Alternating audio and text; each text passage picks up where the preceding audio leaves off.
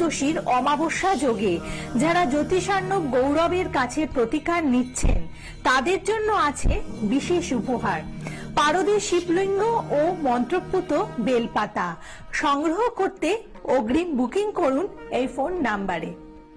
নমস্কার, শুরু করছি আপনাদের সকলের প্রিয় অনুষ্ঠান, যে অনুষ্ঠানে সরাসরি আপনারা ফোন করে কথা বলতে পারেন এবং জানাতে পারেন আপনার সমস্যার কথা।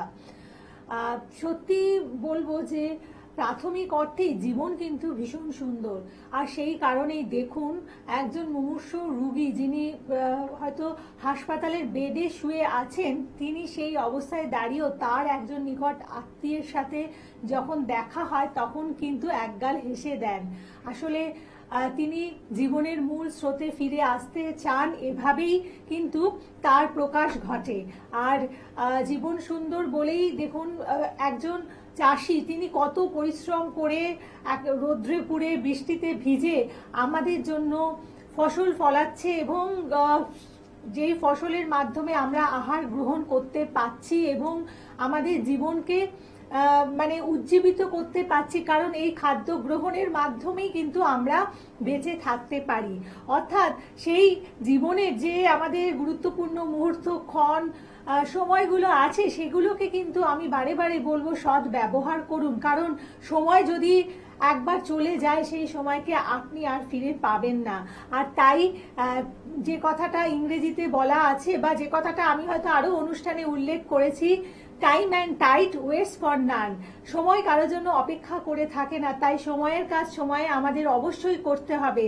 আর যখন আমাদের ভালো তিথি নক্ষত্র ক্ষণ আসে, সেই তিথি নক্ষত্র ক্ষণগুলোকে আমরা যদি শাস্ত্রীয় মতে পালন করতে পারি তাহলে দেখবেন আপনার সমস্যা নিজে থেকে অনেকটা দূরে চলে যায়।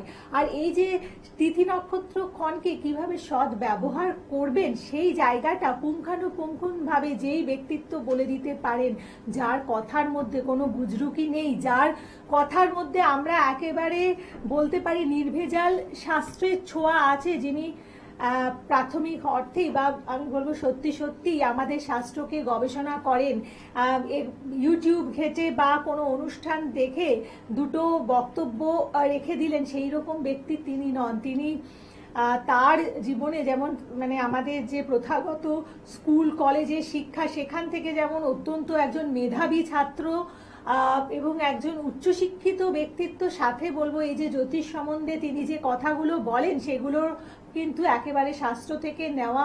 তাছাড়াও বংশ পরম্পরায় তিনি জ্যোতিষ ও তন্ত্রের সাথে যুক্ত রয়েছেন, অর্থাৎ এই বংশের একটা সুখ্যাতি আছে এবং সেটিকেও বজায় রাখতে হবে, এটারও তাগিদ তার মধ্যে যথেষ্ট রয়েছে।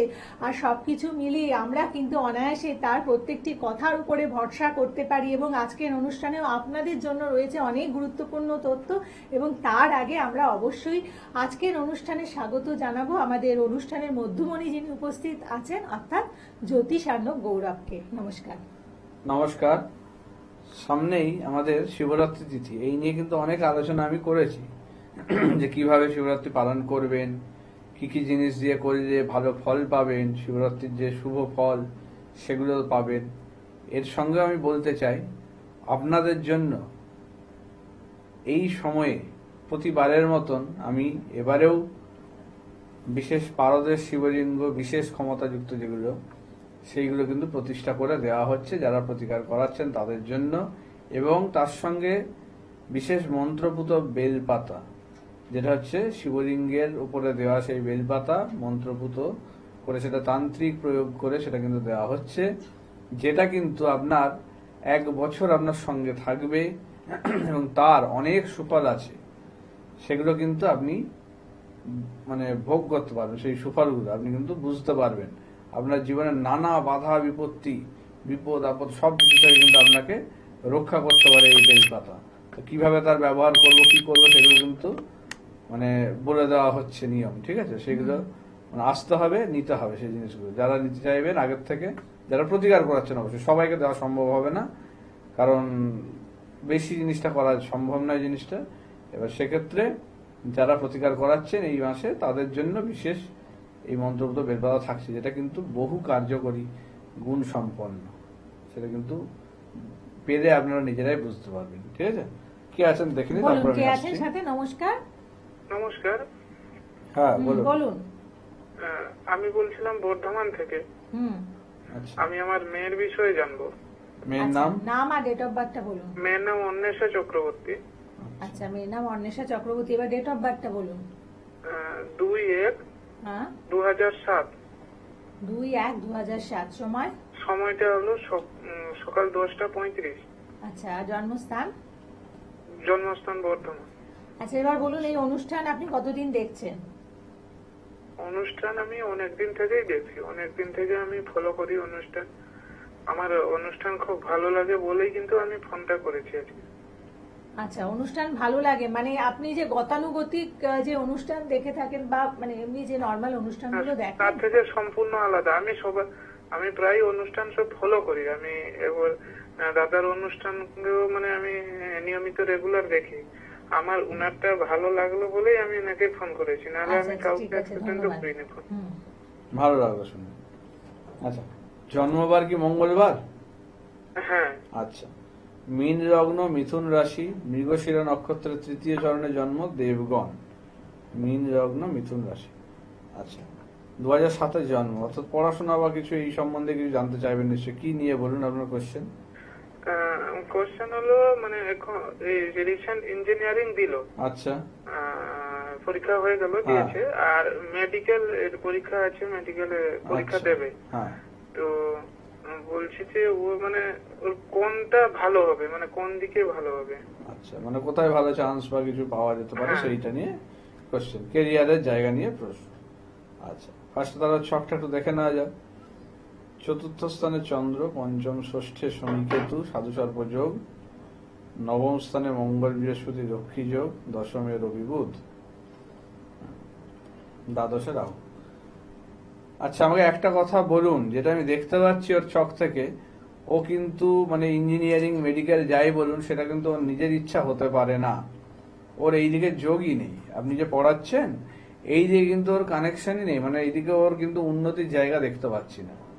এক একটা ছক তো এক একটা দিকের নির্দেশ করে, তো ওর ক্ষেত্রে ছক কিন্তু সেই দিকে নির্দেশ দিচ্ছে না।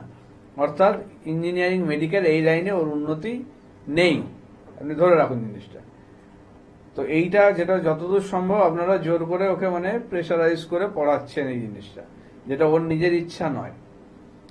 এবং সেই কারণেই আমি দেখতে পাচ্ছি ওর মধ্যে কিন্তু কিছু চেঞ্জ বা কিছু প্রবলেম আসবে। ঠিক আছে, ওর এই জায়গাটা কিন্তু মানে আপনারাই ক্ষতি করছেন। ওর ইঞ্জিনিয়ারিং লাইন নয়। ওর জন্য যেটা দেখতে পাচ্ছি কোনো অ্যাডমিনিস্ট্রেটিভ জব বা গভর্নমেন্ট জবের দিকে প্রিপারেশন নিলে সেটা কিন্তু ওর জন্য ভালো হতো। ঠিক আছে, ওর কিন্তু ইঞ্জিনিয়ারিং মেডিকেল লাইনটা খুব একটা ভালো নয়। না, ওর ইচ্ছা নেই বলতে ওর হচ্ছে ইংলিশ বা আর্টস এর কোনো সাবজেক্ট নিয়ে যদি এগোতো সেটা একটা ভালো দিক, ইংলিশ সাবজেক্টটা। এবং সঙ্গে যেটা দেখতে পাচ্ছি মানে রবি বুধের কানেকশন রয়েছে, বুধায়িত্ব যোগ।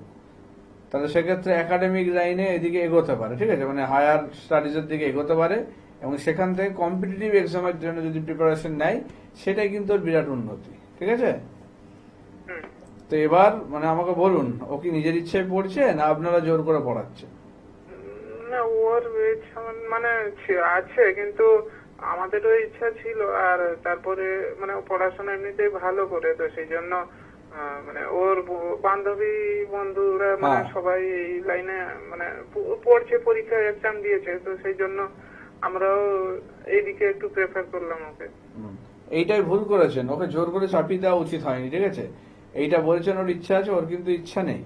ওর এখন মানে বর্তমানে যে অবস্থা দেখছে ওর কিন্তু মানে মানসিক ভাবে খুব মানে বিপর্যস্ত। ও কিন্তু একা থাকবে, কারোর সঙ্গে মিশতে পারবে না, কথাবার্তা বলবে না, বেশি চুপচাপ। একা থাকে, মানে এখন বেশি কথা বলে না কারোর সাথে, মানে হ্যাঁ। মিশে না সেরকম। অল্পতেই রেগে যাবে, বিরক্ত হবে, এই জিনিসগুলো আসছে তো। হ্যাঁ, হ্যাঁ, হ্যাঁ, ওর মধ্যে একটা ভয়, ভীতি, আতঙ্ক কাজ করছে যে এই পরীক্ষায় পাস না করতে পারলে আপনারা একটা মানে ওর উপরে এমনই চাপ সৃষ্টি করে রেখেছেন যে যেটার জন্য ও কিন্তু ভয়ে রয়েছে। ও মানসিকভাবে কিন্তু খুব ডিস্টার্ব রয়েছে। ও কিন্তু কোনো ভুল সিদ্ধান্ত নিয়ে নিতে পারে। ওকে কিন্তু অতিরিক্ত প্রেসারাইজ করা বন্ধ করুন, চাপ দেবেন না। ওর এইদিকে উন্নতি নেই, বারবার বলছি। তাহলে এই দিকটা ওকে দিয়ে কিন্তু কোনো রকম ভাবেই চাপ দেবেন না। ওকে বলবেন যে তুই দে, কিন্তু এইটা মানে যা হবে রেজাল্ট সেটাই হবে, কিন্তু সেটা নিয়ে কোনো চিন্তা ভাবনা করবি না। ওকে নেগেটিভ কথাবার্তা, চেঁচামেচি এগুলো করবেন না যদি ওকে বাঁচাতে চান। বারবার বলছি, না হলে কিন্তু ও মানে আপনার চোখের সামনেই মানে মানসিক রোগী মেন্টাল পেশেন্টে পরিণত হবে। মানে আসলে আমাদের ওকে ফিরে পাবেন এরকম ইচ্ছা ভাবে ছিল ভালো। যে ইঞ্জিনিয়ারিং বা মেডিকেল হবে। না ওই দিকের ডক্টর উন্নতি হবে। নেই, থাকতে হবে তবে তো সেদিকে গেলে উন্নতি আছে, তো সেই দিকে উন্নতি নেই। এইটা ওকে চাপ দেবেন না, যেটা বললাম সেদিকে করুন এবং দিচ্ছে এগুলোতে ওকে একটু উৎসাহ দিন, এনার্জি দিন যে তুই মানে ফ্রি মাইন্ডে দে পরীক্ষাটা, যেন কোনোভাবেই মানে এইটার চাপ তোর ওপর না পড়ে যে কি হবে রেজাল্ট কি হবে এইসব ভাবিস না, তোর খাটাখাটনি যা করার কর, কিন্তু রেজাল্ট যা হবে হবে, সেটা নিয়ে আর কোনো রকম চেঁচামেচি কথাবার্তা কিচ্ছু ওকে মেন্টালি ইয়ে করবে না, বারবার বলে দিচ্ছি, ঠিক আছে? হুম। তাহলে এইটা যদি করতে পারেন তাহলে কিন্তু ওকে ফেরত পাবেন, নাহলে কিন্তু ওকে বাঁচাতে পারবেন না। তাহলে সেটা হচ্ছে আপনাকে বুঝতে হবে। হ্যাঁ, আসলে ও কিরকম একটা হয়ে গেছে, মানে হবে তো, ওকে যদি অতিরিক্ত এরকম আমাদের সাথে প্রেসারাইজ ভালো করেন, করে চাপ কথা দেন, বলে না, তার বন্ধু বান্ধবীদের সাথেও কথা বলে না। মিশবে না, বললাম তো ও কারোর সঙ্গেই আর মিশতে পারবে না। ওর মধ্যে বুঝতে পারছেন, আপনারা কি বুঝতে পারছেন ব্যাপারটা কিনা বুঝতে পারছি না, যে আগে যেমন ছিল এখন পুরো চেঞ্জ উল্টো হয়ে গেছে, সেটা বোঝা যাচ্ছে কি? হ্যাঁ, যে হ্যাঁ, আগে যেমন হাসি খুশি আনন্দে থাকতো, সবার সঙ্গে মিশতো, সেটা এখন পুরোপুরি অপোজিট হয়ে গেছে। হ্যাঁ। তাহলে সেটা কেন হচ্ছে, সেটার কারণ আপনারা এটা বোঝার চেষ্টা করুন। আসলে বাচ্চাদের সে উপর এরকম ভাবে বলছে না আমাদের, হ্যাঁ সে কিছু বলছে না আমাদের যে না বলবে কি করে, আপনারা এই ভয়ে রেখেছেন, ও একটা ভয়ের মধ্যে রয়েছে তো আপনাদের চাপে। এইটা বন্ধ করুন, ওকে ওর নিজের মতো ফ্রি মাইন্ডে পড়তে দিন। ওর ভালো জায়গা রয়েছে, ওখানে চিন্তা করার কিছু নেই। ওর কয়েকটা জায়গায় একটু প্রবলেম আছে ছোটখাটো, সেগুলো ঠিক করে দিতে হবে, সেগুলোর প্রতিকার দরকার। ও কিন্তু ভালো জায়গায় দাঁড়াবে, পরিবারের মুখ উজ্জ্বল করবে, কিন্তু ওকে এখন এইরকম চাপ দেওয়াটা বন্ধ করুন। রেজাল্ট যাই হোক কোন রকম যেন ওর ওপর কোনো চাপ বা কিছু না দেন, বারবার বলছি, যদি ওকে বাঁচাতে চান। ঠিক আছে? আচ্ছা। ঠিক আছে, ভালো থাকুন। ভালো থাকবেন। এবং এই যে মানে বাবা মায়ের ইচ্ছে জোর করে তার সন্তানের উপরে চাপিয়ে দেওয়া, এটা খুব বাজে জিনিস, এটা মানে এটা একেবারেই তার উচিত নয়। হ্যাঁ। না, একদম উচিত নয়। মানে তার সেটাই মানে ভালোবাসা প্যাশন থাকলে সেদিকে তাকে এগোও, ঠিক আছে, নিজের থেকে এগোক, নাহলে সেই জিনিসটা বোঝা হয়ে যাবে। এবং এই যে বিভিন্ন রকম দুর্ঘটনা দেখি আমরা, এই সুইসাইড করছে কি কোন রকম ভুল কিছু সিদ্ধান্ত নিচ্ছে, এগুলো কিন্তু এইসব কারণে অনেক বেড়ে গেছে এখন। যে পারিবারিক চাপের জন্য অনেক স্টুডেন্ট কিন্তু এরকম ভাবে কিন্তু তারা ভুল পথে চলে যাচ্ছে। কেন না, বাড়ির এরকম অতিরিক্ত চাপ, বাড়ির সঙ্গে তাদের একটা শত্রুতা দূরত্ব তৈরি হয়ে যাচ্ছে এই কারণে। তো সেই জিনিসটা বুঝুন, সেই জিনিসটা বুঝে এদেরকে চাপ দেবেন না, নিজের মতো ফ্রি মাইন্ডে পড়তে দিন, যে দিকটা ভালো লাগে সেই দিকটা যেতে দিন। আপনারা নিজেদের ইচ্ছা তার উপর চাপিয়ে দেবেন না, তাতে কিন্তু তার ভবিষ্যৎটা আরো নষ্ট করে দিচ্ছে, এটা বুঝতে হবে। তাহলে এগুলো না বুঝলে আপনার সন্তানকে আপনি চিরতরে হারাবেন, তাকে আর ফেরত পাবেন না সেইভাবে। ঠিক। সে আপনার থেকে এমনি দূরত্ব তৈরি হয়ে যাবে। আমরা বলি যে আমার কেন এরকম সন্তান আমার সঙ্গে এরকম ব্যবহার করছে, দূরত্ব হয়ে যাচ্ছে, এইটার কারণ কিন্তু আপনারা নিজেরাই তৈরি করছেন, এই জিনিসটা বুঝতে হবে। একটা ইয়ে রয়েছে, মানে আমাকে বহু জায়গা থেকে তো ফোন করে, তো সেক্ষেত্রে অনেক জায়গায় তারা আমাকে দেখাতে চায়, চেম্বারে চায়, কিন্তু আমার পক্ষে মানে সেই জায়গাগুলো যাওয়া সম্ভব হয়নি, আপনাদেরই বিভিন্ন কাজ, রেমেডির কাজ বিভিন্ন জায়গায় ছোটাছুটি করতে হয় বলে। কিন্তু এই মাস থেকে আমি কয়েকটা নতুন জায়গায় কিন্তু মানে চেম্বার শুরু করছি আপনাদের অনুরোধে। তা যারা দেখাতে চাইবেন আগের থেকে ফোন করে বুক করবেন, আমাকে সেই জায়গাগুলো পাবেন। আমি জায়গাগুলো বলে দিচ্ছি কোন কোন জায়গায়, এবং টিভিতেও সেগুলো দেখতে পাবেন। বুকিং নাম্বারে ফোন করে আপনারা অবশ্যই সেখানে নাম লিখিয়ে নিতে পারেন যে কোথায় দেখাতে চাইছেন সেই জায়গাটায়। যেমন আসানসোলে পাবেন, আপনারা তারাপীঠে পাবেন, শিলিগুড়িতে পাবেন, কুচবিহারে পাবেন এবং মালদায় পাবেন। এই 5টা নতুন জায়গায় কিন্তু আমাকে এই মাস থেকে পেয়ে যাচ্ছেন।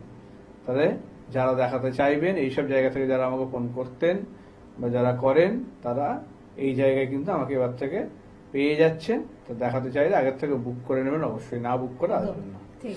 আচ্ছা, আরেকবার বলে দেবো যে আপনারা শিবরাত্রি উপলক্ষে জ্যোতিষার্ণব গৌরবের কাছ থেকে পারদে শিবলিঙ্গ মানে যারা রেমেডি করাচ্ছেন তাদেরকে পারদে শিবলিঙ্গ এবং মন্ত্রপুত্র বেলপাতা দিচ্ছেন। এবং 1 লক্ষ শিবলিঙ্গ পুজোতে যে ফল লাভ করা যায়, শুদ্ধতম ধাতু পারদের নির্মিত শিবলিঙ্গ পুজো করলে, একবার পুজো করলে কিন্তু সেই একই ফল লাভ করা যায়। অর্থাৎ বুঝতেই পাচ্ছেন যে পারদের শিবলিঙ্গ পুজোর মাধ্যমে আমরা কিন্তু অনেক কিছু করতে পারি এবং মানে অনেক এবং সেটা যদি শাস্ত্রীয় মতে একেবারে আচার অনুষ্ঠানগুলো ঠিক মতো যদি মেনে চলতে পারেন, এখান থেকে কিন্তু অনেক ফলপ্রাপ্তি হওয়া সম্ভব। এবং তাই এই যে শুভ তিথি শিব চতুর্দশী এবং শিবরাত্রির অমাবস্যা তিথিতে আপনার গৃহে যদি প্রকৃত পারদের দ্বারা নির্মিত পারদের শিবলিঙ্গ আপনি প্রতিষ্ঠা করেন, সেখান থেকে কিন্তু আপনি অবশ্যই ভালো থাকতে পারেন। এবং দেবাদিদেব মহাদেবকে আমরা মৃত্যুঞ্জয়ও বলে থাকি। এবং যারা ভীষণভাবে রোগাক্রান্ত আছেন বা মুমূর্ষু অবস্থায় আছেন তাদেরকেও বলবো আপনারা অবশ্যই পারদের শিবলিঙ্গ সংগ্রহ করুন এবং সেটিকে পুজোর মাধ্যমে স্থাপনের মাধ্যমে আপনারা আপনাদের রোগ ব্যাধি থেকে নিজেদেরকে মুক্ত রাখুন। আচ্ছা, একজন ফোনে আছেন, বলুন কে আছেন? নমস্কার। হ্যাঁ নমস্কার দাদা, আপনাকে নমস্কার। আমি মল্লিকা পাত্র বলছিলাম, আমার একটু ছেলের ব্যাপারে জানার ছিল। আচ্ছা, ছেলের নাম আর ডেট অফ বার্থটা বলুন। ছেলের নাম অনিমেষ পাত্র। আচ্ছা, আর ওর জন্ম 12ই মে 2005-এ। আচ্ছা, 12/5/2005। সময়টা বলুন। হ্যাঁ, সময় হচ্ছে আপনার দুপুর 2:35 বাগুইয়াটিতে। আচ্ছা, ঠিক আছে, আপনি সাথে থাকুন, বলে দিচ্ছেন। ঠিক আছে। হুম। আচ্ছা, এই অনুষ্ঠান আগে দেখেছেন না আজকে ফার্স্ট টাইম দেখলেন? না না, আমি বেশ কিছুদিন যাবত অনুষ্ঠানটা ফলো করছি। আমার মা খুব রেগুলার দেখে এই ও, অনুষ্ঠান। মা বলেছে আপনাকে দেখতে? হ্যাঁ, মা বলার পরেই আমি একটু দেখছি, একটু সমস্যায় পড়েই দেখছি আর কি। ঠিক আছে। বৃহস্পতিবার জন্ম, তাই তো? হ্যাঁ হ্যাঁ হ্যাঁ। কন্যা লগ্ন, মিথুন রাশি, আদ্রা নক্ষত্রে জন্ম, নরগণ। আচ্ছা, কন্যা লগ্ন, মিথুন রাশি। আর একটু ছকটা দেখে নেওয়া যাক কি চলছে এখন। এখন চলছে ওর বৃহস্পতির দশা, তার সঙ্গে মঙ্গলের অন্তর্দশা ঢুকছে, অর্থাৎ চন্দ্রটা চলছে আগে। আচ্ছা, ওর কি শারীরিক জায়গা, মানসিক জায়গায় কিছু সমস্যা হচ্ছে নাকি এখন বর্তমানে, বলুন তো? শরীরটাও খুব খারাপ যাচ্ছে বেশ কিছুদিন যাবত। আর শরীরের সাথে শুধু শরীর বলবো না, মানসিক দিকটাও একটু ডিস্টার্ব হয়ে গেছে। আচ্ছা, একটা জিনিস আমাকে আগে কিছু জিনিস বলুন কনফার্ম। ও কি এখন মানে আপনাদের থেকে বাইরে, মানে দূরে আছে, মানে বিদেশে বা কিছু জায়গায় আছে? ওখানেই পড়ছে। আচ্ছা, পড়াশোনা বাইরে হচ্ছে, ঠিক। কারণ লগ্নে বৃহস্পতি তো, এটা ভালো জায়গা, যেটা হচ্ছে মানে তাকে বিদেশ যাত্রা বা এতে রাখে। এবং ব্রিলিয়ান্ট স্টুডেন্ট, এটাও দেখতে পাচ্ছি আমি, যে পড়াশোনায় খুব ভালো। কিন্তু বর্তমান যে সময়টা যাচ্ছে, যেটাতে কিন্তু ওর মানে শারীরিক এবং মানসিক দুটো জায়গায় ডিস্টারবেন্স হচ্ছে। এক যেটা দেখতে পাচ্ছি, ওকে কি কেউ কন্ট্রোল করছে বা ইয়ে হচ্ছে, এরকম কিছু মনে হচ্ছে ওর? আমাকে বলুন তোর মনের জায়গায়, মানে নিজের মধ্যে থাকছে না, এরকম কিছু হচ্ছে? এটা বলছি, আমরা তো দূরে থাকি আমাদের থেকে, হ্যাঁ, কিন্তু আমার সাথে ছেলের মানে এখন একদম ছোট থেকেই বন্ধুর মতো। হ্যাঁ, ও সবটাই রোজ মানে রোজ দিনেরই ও মানে একদম ডিটেলস আমাকে বলে। সেক্ষেত্রে কিছুদিন যাবত, বেশ কয়েক মাস যাবত, যেটা অল্প ছিল, রিসেন্টলি 1.5-2 মাস অতিরিক্ত বেড়ে গেছে। ও নিজেই বলছে, মা আমি হয়তো এটা করতে যাচ্ছি কিন্তু করতে পারছি না, মানে নিজের ইচ্ছাতে নিজের কন্ট্রোলে নেই, সেখান থেকে বেরিয়ে কন্ট্রোলটা অন্য জায়গায় চলে যাচ্ছে। এবং শরীরের অবস্থাটা খুব একটা ভালো না, শরীরটা খুবই খারাপ হয়ে গেছে। বিশেষ করে মানে মনের দিক দিয়ে পড়ে গিয়ে শরীর স্বাস্থ্য বলছে খুব দুর্বল হয়ে গেছে, আর নার্ভের একটু সমস্যা এসে গেছে। হ্যাঁ, দেখুন আমি যেটা দেখতে পাচ্ছি, মানে ওর মধ্যে ওসিডির একটা ব্যাপারও আসছে, কিন্তু মানে অতিরিক্ত জল টলও ঘাটছে, ঠিক আছে? যেটা দেখছি মানে দিন রাত হাত পা ধোয়া, পরিষ্কার করা, এইসবের মধ্যেও কিন্তু রয়েছে, যেটা কিন্তু ওর মেন্টাল প্রবলেমের জন্য চলে আসছে, ঠিক আছে? এবং এই জিনিসটা যেটা দেখতে পাচ্ছি ওর ক্ষেত্রে, লগ্নে কেতু তো, তাহলে মানে গুপ্ত শত্রুতা এবং কার দিক থেকে না, বাবার বাড়ির দিকের কোনো মহিলা, বিশেষ করে পিসি বা জেঠিমা, এরকম কিছু দিক থেকে কিন্তু ওর সমস্যার জায়গাটা তৈরি হচ্ছে। তারা কিন্তু কোন রকম ওর ওপর ক্রিয়া করছে, যেটার জন্য কিন্তু ওর হচ্ছে এই মানসিক জায়গা, শারীরিক জায়গা, মানে ওকে শয্যাশায়ী করে দেবে, এরকম প্ল্যানিং করছে, বুঝেছেন এই জিনিসটা? শয্যাশায়ীর মতোই হয়ে যাচ্ছে ও আস্তে আস্তে। হ্যাঁ, এটা করে দেবে আস্তে আস্তে, মানে ও আর মানে হাঁটা চলার ক্ষমতাও চলে যাবে, এত দুর্বল হয়ে যাবে, খাওয়া দাওয়া ঠিক মতো করতে পারবে না, কিছু না, এবং মেন্টালিও পুরো ভেঙে পড়বে, ঠিক আছে? পড়াশোনায় কনসেন্ট্রেশন, মানে পড়াশোনাটাই স্টপ করে দেবে। এত ভালো স্টুডেন্ট তো, ওর পড়াশোনাটাকেও বন্ধ করে দেবে, বুঝেছেন, এই শারীরিক কন্ডিশনের জন্য। তো এইটা গুপ্ত শত্রুতার জায়গা থেকে হচ্ছে ওর ওপরে। এটা আপনি একটা কথা ঠিকই বলেছেন, যেটা আমরা কোনোদিন সেরকম মাথায় দিইনি। হ্যাঁ, মানে ওর পিসি বলতে মানে আমার হাজবেন্ডের একদম নিজের বোন, ঠিক আছে? আচ্ছা, উনিও খুব শিক্ষিত, হুম, তো আস্তে আস্তে উনি না মানে জ্যোতিষ বা তন্ত্র সাধনা নয়, ঠিক কিরকম ওই যে পুজো পাঠ, জল পড়া, ইয়ে দিয়ে এসবের সাথে যুক্ত হয়ে গেছে অনেক দিন থেকে একজনের সাথে। বুঝতে তো সে পেরেছি। তারপর থেকে আমরা ওনার সাথে একদম যোগাযোগ ছেড়ে দিয়েছি 4-5 বছর। হ্যাঁ, মানে আমার নিজেরই ননদ, কিন্তু আমরা বিশেষ যোগাযোগ রাখি না, আমাদের বাড়িতেও আসে না। আমার শাশুড়ির ইচ্ছা হলে গিয়ে দেখা করে আসে, কিন্তু আমরা যোগাযোগ রাখি না। এবার সেই দিক থেকেই করছে। আপনার হাজবেন্ডের সঙ্গে তার কিন্তু একটা শত্রুতার জায়গা রয়েছে, ঠিক আছে? সে কিন্তু সহ্য করতে পারে না। হ্যাঁ, আছে। আমার হাজবেন্ড নিজেও ডাক্তার, হ্যাঁ, ভালো পজিশনেই আছে, হ্যাঁ, কিন্তু ওনার সাথে একটু সমস্যা। ওনার পজিশন নিয়ে অর্থ, হিংসা বা এই জায়গাটা রয়েছে, তাই তো? হুম, হ্যাঁ, তো সেই জায়গাটা, শুরু থেকেই হিংসা এটা একটু। হ্যাঁ, এবং এইটার জন্যই মানে আপনাদের পুরো ফ্যামিলিটাকেই কিন্তু তার কিন্তু মানে ভালো লাগে না, মানে আপনাদের সবাইকেই ও কিন্তু হিংসা করে এবং ক্ষতি শত্রুতা করার আছে। ইয়ে করছে। হ্যাঁ, হ্যাঁ, শত্রুতার এটা আমরা জায়গা। বুঝতাম বলে যোগাযোগ পুরো বন্ধ করে দিয়েছি, হ্যাঁ, এখন কিন্তু এই যে বললাম যোগাযোগ- আপনার সন্তানের ডিটেলস তার কাছে রয়েছে এবং আপনার সন্তানের ব্যবহৃত মানে কিছু একই জিনিস, ঘরে নিজের ননদ তা জানে সব। বুঝতে পারলাম, আপনার সন্তানের ব্যবহৃত কিছু জিনিস, জামা কাপড়ের মধ্যে কিছু নিশ্চয়ই সে পেয়েছে, যেটা দিয়ে কিন্তু করেছে এই ধরনের তন্ত্র, না হলে কিন্তু করা যেত না। সেক্ষেত্রে একটু ভালো করে খোঁজ নিয়ে দেখুন, আপনার ছেলের কোনো পুরনো জামা কাপড় বা কিছু হয়তো মিসিং থাকবেই, ঠিক আছে? অত খেয়াল করিনি, এখন তো দেখতে না, এটা অত হয়তো খেয়াল পড়বে না, কারণ অনেক জামা কাপড়ের মধ্যে একটু দেখবেন খোঁজ নিয়ে, কোনো না কোনো সময় ধরা পড়বে সেটা, আর ওর মানে ঠিক আছে? নিজের মা যাতায়াত করে। হয়তো বললাম কোনো না কোনো সময় ধরা পড়বে এটা, ঠিক আছে? যেখান থেকে একটা কিছু মানে বস্ত্র বা কিছু ব্যবহৃত জিনিস একটা নিয়েছে, যেটা দিয়ে কিন্তু ওর ওপর ক্রিয়াটা করা হয়েছে, দিয়ে কিন্তু ওকে এরকম মানে মানসিক রোগী করে দিচ্ছে এবং শারীরিকভাবে এরকম ভাবে দুর্বল করে পড়াশোনা, কেরিয়ার, শারীরিক জায়গা সবকিছু ড্যামেজ করে দিচ্ছে, বুঝতে পারছেন? পড়াশোনার দিকে অনেক পিছিয়ে যাচ্ছে, ও নিজেও বলছে মা আমি পড়তে পারছি না।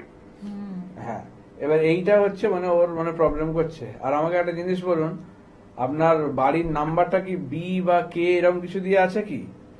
হ্যাঁ, কে দিয়ে আছে? কে দিয়ে আছে। দেখুন, কে দিয়ে থাকলে কি হচ্ছে মানে 11 সংখ্যা, অথবা বি দিয়ে হলেও হতো 2, তাহলে 11 বা 2 মানে চন্দ্রের সংখ্যা, তাহলে সেটাকে কিন্তু মানে ওই যে মানসিক জায়গাটাকে অ্যাটাক করছে, ঠিক আছে? সেই কারণে প্রভাবটা এত বেশি পড়ছে, বুঝেছেন? এই যে ক্ষতির যে প্রভাব, এটা কিন্তু বাস্তুর ভেতর বেশি ঢুকে যাচ্ছে এবং আপনাদের উপরেও পড়ছে। চিকিৎসা করিয়েও রেজাল্ট কিছু পাবেন না সেইভাবে। চিকিৎসা করেছি, ওর বাবা ডাক্তার যেহেতু, হ্যাঁ, তো সেক্ষেত্রে অন্যদের সাথে, অন্য ডক্টরদের সাথে আলোচনা করে ওর ট্রিটমেন্ট কিন্তু চলছে, কিন্তু কোনো লাভ হয়নি। না, পাবেন না, লাভ সেটা হয়নি। পাবেন না। ওই যে বললাম যে অনেকগুলো জায়গা একসঙ্গে এখানে ফ্যাক্টর হয়ে যাচ্ছে, সেগুলোকে ঠিক করতে হবে, তবে ওকে এই জায়গা থেকে ফিরিয়ে আনা সম্ভব। এর জন্য মানে মানে 3টে প্রতিকার করার দরকার। এই যে প্রবলেমটা হয়ে গেছে, এটার জন্য 3টে যজ্ঞের দরকার, ঠিক আছে? সেটা ডিটেলসে আলোচনা আপনি চেম্বারে যখন আসবেন আপনাকে আমি করবো, সেই জিনিসটা কিভাবে একে সলভ করা যায় সেটা করা যাবে। একটু খরচ সাপেক্ষ আছে অবশ্য, এবং মানে পরিশ্রম সাপেক্ষ যেটাকে বলা হয়, কারণ যেমন প্রবলেম তার সেরকম সলিউশন আছে, ঠিক আছে? তাহলে সেটার কিন্তু এইটা কিন্তু সলিউশন করা যাবে, কিন্তু একটু এই যে বললাম ধৈর্য ধরতে হবে এবং খরচ সাপেক্ষ বিষয়টা, সেটা যদি করা যেতে পারে অবশ্যই ওকে ভালো জায়গায় ফিরিয়ে আনা যাবে। একদম। এবং তাই মেডিকেল চিকিৎসা চলার সাথে সাথে যদি আপনারা আপনাদের মনোনীত ফল না পান, অবশ্যই যোগাযোগ করবেন। এবং আমার মনে হয় এটা খুব ভালো ব্যাপার হলো যে এটা বোঝা গেল, কারণ এরকম হ্যাঁ, অনেকেই ধরা থাকে- পড়ে না, হ্যাঁ, ধরা পড়ে না, তখন আরো জিনিসটা বাড়াবাড়ি হয়ে যায়। বাড়াবাড়ি হয়ে যদি যায়। ধরা পড়ে তখন সেটা থেকে আপনার বেরোনোর একটা উপায় থাকে। আচ্ছা, এই যে বিভিন্ন রেমেডি বা এই যে পারদে শিবলিঙ্গ যেটা আপনি দিচ্ছেন, এগুলো কি শোধন করার প্রয়োজন আছে? অবশ্যই শোধন করার দরকার থাকে। শোধন হচ্ছে করলে আপনার যে জিনিসটা ধরুন তৈরি করে দেওয়া হচ্ছে, সেটা তো যত দিন যাচ্ছে তত সেটার একটা মানে ক্ষয় হচ্ছে বা সে কিছুটা অ্যাবজর্ব করছে আপনার থেকে নেগেটিভ এনার্জি। তো সেই জিনিসটাকে আবার আগের মতো পাওয়ারফুল করে তোলার জন্য শোধনের কিন্তু দরকার।